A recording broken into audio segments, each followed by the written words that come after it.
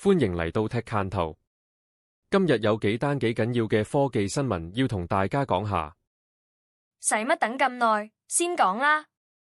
第一單 ，Tesla 老闆馬斯克喺特拉華州法院起訴 OpenAI 行政總裁 Sam Altman，話佢呃 charity 挪用慈善基金。聽日就開審啦。哇，兩個科技大佬反面對簿公堂今次。第二單 ，GameStop 竟然出價560億美元想收購 eBay， 不過呢個價錢被質疑太離譜，可能只係 offer 而已。560億 ，GameStop 點嚟咁多錢先？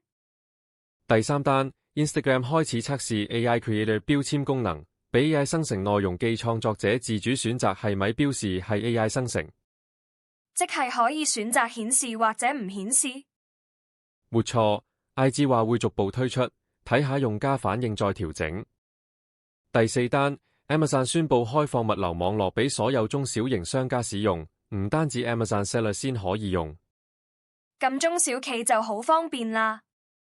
最後一單，美國有研究發現，學校撳手機並無提升學生考試成績。研究團隊建議應該改善教學方法，而唔係靠禁令。